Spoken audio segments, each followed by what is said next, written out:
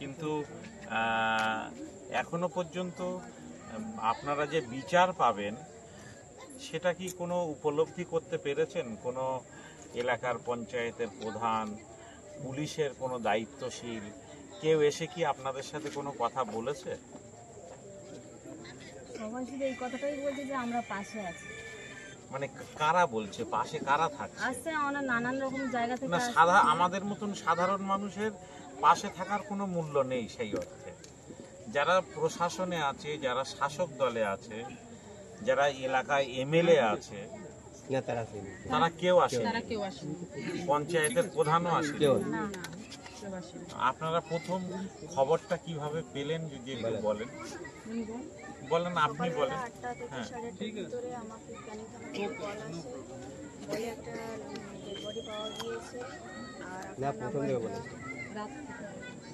হ্যাঁ, ওটা ঠিকই। আমাকে বললো ডেড বডি পাওয়া গিয়েছে, আপনার কি কেউ লাগে, কোনো ছেলে? আমি বললাম আমার একটা দাদা আছে। নাম জিজ্ঞাসা করলো, আমি বললাম শেখ জামিল উদ্দিন। বয়স জিজ্ঞাসা করলো, আমি বললাম, তো বললো হতে পারে এটা তোমার দাদা, আধার কার্ডের ফটো পাঠাও, হোয়াটসঅ্যাপে আমরা ম্যাচ করে দেখব। পাঠালাম, ওনারা কনফার্ম করতে পারলেন না। কেন? আধার কার্ডে যেহেতু অনেকই ছোটোবেলার ছবি ছিল ওনার, আমাদেরকে বললো আপনারা আধার কার্ডটা নিয়ে চলে আসেন, ক্যানিং থানায় এসে আপনারা কনফার্ম করুন যেটা আপনার দাদা। আমরা গেলাম, তখন গিয়ে কনফার্ম করুন। থানায় কারা নিয়ে গেছিল? আমরা একাই গিয়েছিলাম। থানায় ওকে বডিটা কে নিয়ে গেছিল? ক্যানিং থানার অফিসাররা নিয়ে গিয়েছিল। ওরা খবর পেয়ে কি ভাই একটু কার মোবাইলটা বন্ধ? আপনার বলাটা মিসগাইড হচ্ছে। পোস্ট থেকে যে ফোন করে বললো যেটা থানায়, আমি বলছি ওই কথাটা মানে আমি বলে পুরোটা বলতে হবে তো। আচ্ছা, ঠিক আছে, যেটা বলেছেন তাতে মোটামুটি বোঝা গিয়েছে, কিন্তু কারা মেরেছে এই বিষয়ে আপনারা কোনো কেউ দেখেছে বা এসে বলেছে এরকম? আমরা তো আমাদের হাতে সিসিটিভির ফুটেজ ইতিমধ্যে সোশ্যাল মিডিয়াতে এসেছে এবং তাতে বোঝা গিয়েছে যে কি নির্মমভাবে মারা হচ্ছে একটা মানুষকে। কি মানুষ কতটা অত্যাচারী হলে এবং প্রশাসন কতটা ঠুটো জগন্নাথ হলে প্রশাসনের ঢিল ছোড়া দূরত্বে সেই এলাকায় পুলিশ ঘোরাঘুরি করছে, তারপরেও পুলিশ কোনোরকম সাহায্য না করলো না এবং এই অত্যাচারীগুলো তারা নির্দ্বিধায় একটা মানুষকে পিটিয়ে দীর্ঘক্ষণ ধরে পিটিয়ে হত্যা করলো। মানে মারলো দুঘা, মারা গেল এরকমটা নয়, এবং টেনে নিয়ে যাচ্ছে। মৃতদেহ হলেও তাকে টেনে নিয়ে যাওয়া যায় না। আমরা বুঝে মনে হলো মৃতদেহ যেভাবে টেনে নিয়ে যাওয়া হচ্ছে তাতে মনে হয়েছে যে ওটা মৃতদেহ নয়, তখনও ওই দেহে প্রাণ ছিল, সেই অবস্থায় পায়ে দড়ি বেঁধে টেনে নিয়ে যাওয়া হচ্ছে। আমরা উত্তরপ্রদেশের নিন্দা করতাম, আমরা ওর বিজেপি শাসিত রাজ্যের নিন্দা করতাম, কিন্তু আজকে পশ্চিমবাংলায় এই ধরনের নির্মম ঘটনা ঘটছে, যে ঘটনার পরেও এখনো শোনা যাচ্ছে হোসেন গাজী দুজনকে গ্রেপ্তার করেছে, মাত্র দুজনকে গ্রেপ্তার করেছে, কিন্তু সিসিটিভিতেও দেখা গিয়েছে যে একাধিক মানুষ, অথচ পুলিশ একাধিক মানুষকে গ্রেপ্তার করতে পারছে না। আমরা আজকে এখানে এসেছি, এটা পুলিশ জানে। আপনারা কি এর মধ্যেও পুলিশের লোক আছে, পুলিশ সব জানে। কারা ওই রাত্রে মারছিল তাও পুলিশ জানে, কারা ওখানে মারতে পারে এটাও পুলিশ জানে, কারা ওখানকার দুষ্কৃতী লোকাল দুষ্কৃতিকারী তারা সেটাও পুলিশ জানে। কিন্তু তারপরেও পুলিশ যারা অপরাধী তাদেরকে গ্রেপ্তার করছে না। আমি অত্যন্ত শুনে ব্যথিত হলাম যে আপনারা এরকম একটা শোকাহত পরিবারের পাশে যারা দায়িত্বশীল, আমরা সমাজের সাধারণ মানুষ, আপনাদের পাশে এসে আহা বলা ছাড়া অন্য কোনো কিছু করার ক্ষমতা আমাদের নেই। আমরা সাধারণ মানুষ, হয়তো আপনাদের বাচ্চা মেয়ে আছে শুনলাম, সে হয়তো ক্লাস 4 পর্যন্ত পড়ার পরে হয়তো তার শিক্ষার একটা দায়িত্ব আমরা নিলাম, এটা আমরা করতে পারি। ছেলে আছে, হ্যাঁ ছেলে আছে, তার হয়তো 6 বছরের, হয়তো ও যখন ক্লাস 5-এ উঠবে, 11 বছর হবে, তখন তার শিক্ষার দায়িত্ব আপনারা যদি দেন সেটা আমরা নেব। ক্লাস 12 পর্যন্ত কি আরও বেশি পড়াশুনো করানোর একটা ব্যবস্থা আমরা করে দেবো। কিন্তু এই যে একটা বড় পরিবার, যে পরিবারটা এখন পুরুষশূন্য পরিবার, সেই পরিবারের নিরাপত্তা, সেই পরিবারের রুজি রুটি, আয় উপার্জন, এই দেখার জন্য কি সরকারের, শাসক দলের, স্থানীয় প্রশাসন, পঞ্চায়েত সমিতি আছে, থানা যেমন আছে তার পাশাপাশি বিডিও অফিস আছে, পঞ্চায়েত সমিতি আছে, মানুষ তাদেরকে বিষয়টা ভাবতে হবে এবং এই পরিবারের পাশে অবশ্যই দাঁড়াতে হবে। কিভাবে দাঁড়াবেন, কিভাবে তাদের ঘরের ব্যবস্থা হবে? এ ঘর কি সরকারিভাবে আপনারা পেয়েছেন নাকি? তাও পাননি। মানে যে মানে প্রধানমন্ত্রী আবাস যোজনার কোনো ঘর আপনারা পাননি, কিচ্ছু পাননি। অথচ দেখা যাচ্ছে যে শুধু ভোটের সময় এই মানুষগুলোর দরকার হয়, অন্য সময় দরকার হয় না। আল্লাহ আমাদেরকে সবর করার তৌফিক দান করুক। আর আমি আমাদের সমাজের মানুষকে বলবো, আপনারা শিক্ষা নিন। কত মানুষের মৃত্যু, কত মৃত দেহ দেখার পরে আমরা জাগবো, ইনসাফের জন্য লড়বো, এটা আমাদেরকে ভাবতে হবে। আমাদের কিন্তু সময় এসেছে।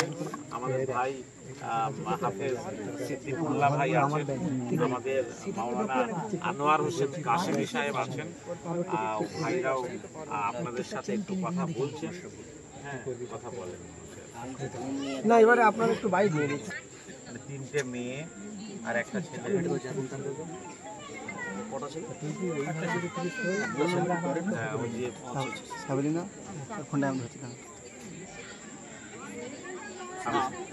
আপনাদের দাবিটা কি?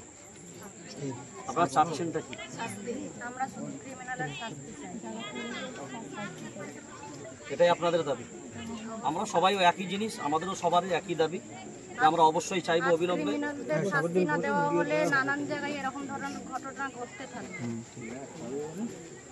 যাক, সব থেকে বড় জিনিস হলো যে হিন্দু হোক, মুসলিম হোক, খ্রিস্টান হোক, কে ধর্মের পরিচয় এটা বড় জিনিস না। আমাদের একটা জিনিস ভাবা দরকার যে মানুষ কিনা। সব থেকে বড় তো আমরা সবসময় ভাবি একটা মানবিক দিক। আমরা রাস্তায় যখন কেউ অ্যাক্সিডেন্ট করে আমরা দেখি না ছেলেটা অ্যাক্সিডেন্ট করেছে হিন্দু না মুসলিম, কোন ধর্মের পরিচয় তার। মায়ের হাতে আমরা কিছুটা আমাদের সামর্থ্য একটু আর্থিক সাহায্য আপাতত, এটা ক্যামেরায় আসার দরকার নেই, আপাতত আপনি সংসারের যে দায়িত্ব সেটা একটু সামলান, পরে আবার আমরা দেখছি ইনশাআল্লাহ।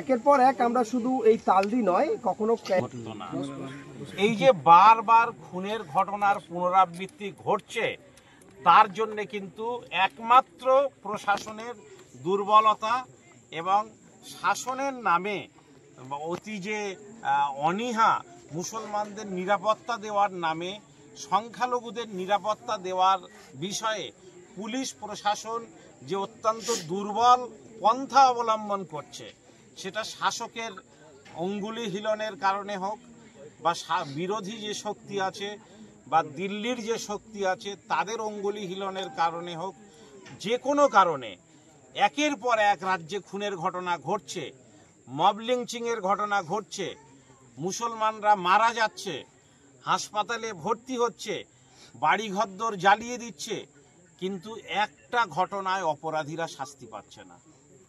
সেই জন্যেই এই ঘটনাগুলো কিন্তু একের পর এক ঘটে চলেছে এবং বেড়ে চলেছে। প্রত্যেক দিন পশ্চিমবাংলায় প্রত্যেক দিন এই ঘটনা ঘটছে। আজকের বারুইপুরে, কালকে ক্যানিংয়ে, পরের দিন উলুবেড়িয়ায় থেকে শুরু ঘটিয়ারিতে, দক্ষিণ বারাসাতে একের পর এক ঘটনা ঘটবে আর সরকারের কোনো দায়িত্ব নেই। তারা শুধু এ বলবে ওচোর আর ও বলবে ওচোর। যারা মেরেছে তাদের চাইনি, যারা মেরেছে তাদের যুক্ত যে আরএসএস এর সঙ্গে যুক্ত আছে বলে দাবি করছে সাধারণ মানুষ বা ওই এলাকার মানুষ। তারপরেও প্রশাসন কিন্তু নীরব। তাহলে আরএসএস এবং পুলিশের কি একটা মদত আছে এখানে? যারা এই হত্যার করছে, এই ভাইকে হত্যা করেছে, যারা অন্যান্য জায়গায় হত্যার ঘটনা ঘটাচ্ছে, বিশেষ করে দক্ষিণ 24 পরগনা জেলায় ঘটনাটা বেশি ঘটছে। কেন? আপনারা জানেন যে ছুটির সময়ে কারা অস্ত্র নিয়ে দুষ্কৃতিকারীদের প্রকাশ্য ট্রেনিং দেয় সেটা পুলিশ জানে না। পুলিশ ওখানে কি কালো চশমা পরে থাকে? পুলিশ কারা বেআইনিভাবে অস্ত্র ট্রেনিং নেয় পুলিশ দেখতে পায় না। সবাই আমরা জানি যে বারুইপুরের খুনের ঘটনা বলুন, বাসন্তীর বলুন, সব জায়গায় যা কিছু ঘটছে, আমরা বারবার বলেছি যে এর পিছনে যারা প্রকৃত অপরাধী তাদেরকে চিহ্নিত করা হোক। কিন্তু পুলিশ 2জনকে 4জনকে নাম কাওয়াস্তে জামাই আদর করে গ্রেপ্তার করছে। কিছুদিন পরে দেখা যাচ্ছে যে তাদেরকে মুক্তি দিয়ে দিচ্ছে, ফলে কোনোভাবেই অপরাধীদের দমন করা যাচ্ছে না। এখনো পর্যন্ত শাসক দলের করা না যাবে ততদিন এই দৌরাত্ম্য চলবে। আমরা পরিষ্কারভাবে বলে যেতে চাই, মাওলানা সিদ্দিকুল্লাহ সাহেবও আছেন, ইমাম সংগঠনের পক্ষ থেকে এসেছেন, এই দৌরাত্ম্য বন্ধ না হলে কিন্তু পশ্চিমবাংলায় মানুষের মুসলমান সমাজ, সংখ্যালঘু সমাজ তারা কিন্তু রুখে দাঁড়াবে। এখনো পর্যন্ত 4 দিন হয়ে গেছে পক্ষ থেকে আমরা মানে বন্ধ করানোর জন্য, এতটাই তারা স্পর্ধা তাদের ওকে তো একদম বসিয়েছেন, তারপরে এখনো পর্যন্ত প্রতিদিন এই কেন কথা শুনে কি মনে হচ্ছে যে একটা দরিদ্র পরিবারের একটা ছেলেকে পিটিয়ে হত্যা করা হলো? এলাকার যারা জনপ্রতিনিধি, প্রধান থেকে পঞ্চায়েত সমিতি, জেলা পরিষদ, এমএলএ, এমপি, কোনো একটা জনপ্রতিনিধি এই দরিদ্র অসহায় পরিবারটার পাশে এসে দাঁড়ালো না। আমরা কাদের উপরে ভরসা করব? কাদেরকে ভোট দিয়ে জনপ্রতিনিধি নির্বাচন করব? কাদের উপরে ভরসা রেখে আমরা মানে আইনের দ্বারস্থ হব? এটা অত্যন্ত খারাপ একটা সময় অতিবাহিত হচ্ছে যে আমাদের সবাই তেলা মাথায় তেল দিচ্ছে, কিন্তু শুকনো মাথায় কেউ তেল দিতে আসছে না। এই পরিবারটি যেমন ন্যায় বিচারের দরকার, তেমন সাহায্য সহযোগিতার দরকার। জলাশয়ের মাঝখানে এরা বসবাস করে, আজকে যদি 1 ঘন্টা জোরে বৃষ্টি হয় তাহলে পরিবারটির বাড়িতে পানি জমে যাবে। এই রকম একটা পরিবারের পাশে সমাজকর্মী, সমাজদরদি, বিধায়ক তারা কি এসে দাঁড়াতে পারে না? ফলে মানুষকে কিন্তু শিক্ষা নিতে হবে যে তারা ভুল পথে চলছে। এবং আবারও অত্যন্ত দৃঢ়তার সঙ্গে বলবো, এই ঘটনা যদি পশ্চিমবাংলায় ঘটতে থাকে তাহলে কিন্তু মুসলমানদের আত্মরক্ষার জন্যে অবশ্যই ঐক্যবদ্ধ হতে হবে। আমরা কোনোভাবেই অমুসলিম ভাইদের দুশ্মন নই, আমরা হিন্দু ভাইদের দুশ্মন নই, তা আমরা শক্তিশালী হলে তাদের মারব না। কিন্তু যে অশুভ শক্তি ষড়যন্ত্র করে মুসলমানদের ধরে ধরে রেল স্টেশন থেকে নামিয়ে নিয়ে গিয়ে পিটিয়ে মেরে ফেলছে, হত্যা করছে, তাদের বিরুদ্ধে যদি পুলিশ প্রশাসন যদি শাস্তি দিতে ব্যর্থ হয় তাহলে আমাদের কিন্তু অবশ্যই আইনের পথ ধরেই উপযুক্ত পন্থায় এগোতে হবে। 50 যতদিন মানুষের নিরাপত্তার ব্যাপারে ভাবনা চিন্তা করুন। আমরা জানি প্রত্যেকটা নেতা মন্ত্রী যারা যখন ক্ষমতায় আসেন তারা প্রথমে শপথ নেন জাতির নিরাপত্তার ব্যাপারে। তো আজকে যারা জাতির নিরাপত্তা দেবার ব্যাপারে শপথ নেবার পরে নিরাপত্তা দিতে পারেন না, তাহলে তারা ব্যর্থ, তারা তাদের যোগ্যতা অনুযায়ী ব্যর্থ।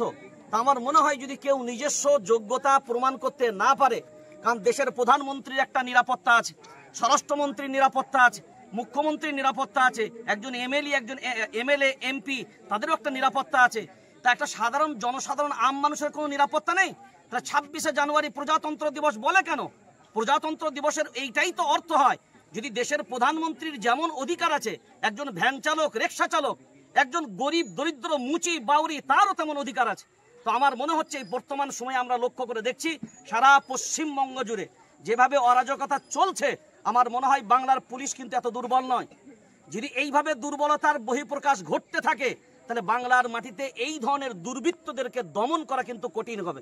আমরা অনুরোধ করব যে বাংলার মানুষদেরকে যেভাবে শান্ত আছে শান্ত থাকতে দেন, কারণ এইভাবে যদি চলতে থাকে তাহলে কিন্তু বাংলা জুড়ে আন্দোলনে নামতে আমরা সবাই বাধ্য হব। প্রত্যেকটা জায়গায় যেভাবে তাদেরকে এই ঘটনার পরে কয়েকজনকে অ্যারেস্ট করা হচ্ছে এবং তাদেরকে আবার কিছুদিন পরে ছেড়ে দেওয়া হচ্ছে, তাহলে কি প্রত্যক্ষভাবে কি প্রশাসন এদেরকে মদত দিচ্ছে? এখন দেখেন, এটা আমাদের জবাব দেওয়ার প্রয়োজন হলে বলে মনে হয়।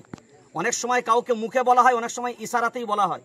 তো যখন তার ইঙ্গিত পর্বগুলো আমরা বুঝতে পারছি, সেখানে জাতিই বিচার করবে, জাতিই বিবেচনা করবে, মানুষ বিবেচনা করবে যে এটা কোন জায়গায় দাঁড়িয়েছে এবং কাদের ইন্ধনে, কাদের ইশারায়, কাদের সহযোগিতায় এই ধরনের ঘটনাগুলো ঘটছে। আমার মনে হয় পুলিশ মন্ত্রী থেকে রাজ্য প্রশাসন থেকে এগুলো কঠিনভাবে স্টেপ নেওয়া দরকার। আমার জানা মতে রাজ্য সরকার তো মব লিঞ্চিং এর উপর একটা আইন পাশ করেছিল, সেই আইন যে পাশ করলো তার প্রয়োগ কোথায়? তো এটা আমার মনে হয় অবিলম্বে এই আইন প্রয়োগ করা বাংলার মাটিতে প্রয়োজন আছে। আজকের এই নিহত শেখ জামিলের বাড়িতে সারা সংখ্যালঘু যুব ফেডারেশনের রাজ্য সম্পাদক কামরুজ্জামান সাহেব এবং অল ইন্ডিয়া আইম্মা পরিষদের কারি সিদ্দিকুল্লাহ সাহেব এবং দেশ বাঁচাও সামাজিক কমিটির হোসেন গাজী, আমাদের জেলা সম্পাদক ইলাহি বক্স, অনেক প্রতিনিধি এখানে উপস্থিত হয়েছেন। আমরা তার পরিবারের জন্য সমব্যথী এবং পরিবার তাদের মৃত্যুদণ্ড চায়। যেভাবে ভিডিও ফুটেজ দেখে আমরা দেখলাম যে তাদেরকে যেভাবে নির্মমভাবে হত্যা করা হয়েছে, এটা ভাষায় প্রকাশ করা যায় না। আমি বাংলার প্রশাসনকে বলবো যে বিহার, উত্তরপ্রদেশ এবং আসামের সেই ঝলক আমরা বাংলার মাটিতে দেখতে পাচ্ছি। এবং এটা তো বলতে অস্বীকার না, আনিস খান থেকে শুরু করে ঢোলাহাটের আবু সিদ্দিক থেকে শুরু করে এবং আমাদের কুড়ালি হাড়দার যে কয়েকজন মারা গেল, পুলিশের একটা অংশ এবং আরএসএসের একটা অংশ বাংলা জুড়ে তারা তাণ্ডব চালিয়ে যাচ্ছে। ফলে আমরা বারাইপুর ডিস্ট্রিক্ট পুলিশ এবং বিশেষ করে যারা প্রশাসনে আছেন তাদেরকে আমরা অনুরোধ করবো যে আপনারা বিষয়টা চেক দিন। মুসলমানদের কিন্তু দেওয়ালে পিঠ ঠেকে গেছে। এরপরে যখন সাম্প্রদায়িক গণ্ডগোল বেঁধে যাবে তখন পরিস্থিতি কিন্তু হাতের নাগালের বাইরে চলে যাবে। আমার মনে হয় এখন যদি প্রশাসন যদি কড়া ব্যবস্থা না নেয়, আর এই ধরনের দুর্বৃত্ত যারা চিহ্নিত হয়ে গেছে, যারা অ্যারেস্ট হয়েছে এবং সিসিটিভি ফুটেজে তার পরিবার এবং ভুটিয়ারির মানুষ তারা আগুনে ফুসছে, আমাদের কাছে প্রতিনিয়ত যে কোনো মুহূর্তে একটা সাম্প্রদায়িক গণ্ডগোল বেঁধে যাওয়ার সম্ভাবনা। ফলে তারা যদি কদিন পরে আবার জেল থেকে এলাকায় হাওয়া খায়, তাদের পরিস্থিতি কিন্তু ভয়ঙ্কর হবে বলে এলাকার মানুষের বার্তা। জেলের গারদে তাদের লাইফ এক্সপায়ার করতে হবে অথবা তাদের মৃত্যুদণ্ড দিতে হবে। এটা হচ্ছে ভুটিয়ারি এবং তার আত্মীয় স্বজনের ভাষা, আমাদেরকে তারা জানিয়েছে সাংগঠনিকভাবে। ফলে আইনি ব্যবস্থা যেভাবে নেওয়া হয় প্রশাসনের দৃষ্টি আকর্ষণ করব এবং অবিলম্বে যারা এই সকল কাজের সঙ্গে যুক্ত তাদের বিরুদ্ধে কড়া স্টেপ নিতে বলবো। আমরা চাইবো না আসাম, বিহার বা উত্তরপ্রদেশের মতো ঘটনা আবার বাংলায় পুনরাবৃত্তি হোক। এই বাংলার মাটি বড় দুর্জয় ঘাটি, বাংলার মুসলিমরা কিন্তু চুপ থাকবে না, সিংহসারদুলরা কিন্তু আবার জেগে উঠবে। ফলে প্রশাসনকে বলবো আপনারা সজাগ হন। গত কয়েকদিন আগে তালদি এক মশলা মুড়ি বিক্রেতার উপরে এরাই আক্রমণ করেছিল, ক্যানিং থানায় এফআইআর করতে যাওয়া হয়েছিল। প্রশাসন আর অমুসলমান সহনাগরিক ভাই তারাও নিরাপদে থাকবে। এই দৃষ্টান্ত দেখা যায় না যে মুসলমানরা কোথাও মব লিঞ্চিং এর দ্বারায় একটা অমুসলমান ভাইকে হত্যা করেছে। রাজনৈতিকভাবে কোথাও কোথাও হত্যা হয়, আমি সেই রাজনীতির দায়িত্ব নেব না, রাজনীতির দায় নেব না। কিন্তু যাদের ভিতরে ইসলামী আদর্শ আছে, তারা ধর্মীয় কারণে কোনো একটা অমুসলিম ভিখারিকে ভিক্ষা দেয়নি, এই ঘটনা হয় না, কেননা ইসলাম এই শিক্ষা দেয়নি। একইভাবে কোথাও অমুসলিম মুসলিম পাড়াতে এসে মব লিঞ্চিং এর শিকার হয়েছে, এই দৃষ্টান্ত পশ্চিম বাংলায় নয় সারা ভারতে কোথাও নেই।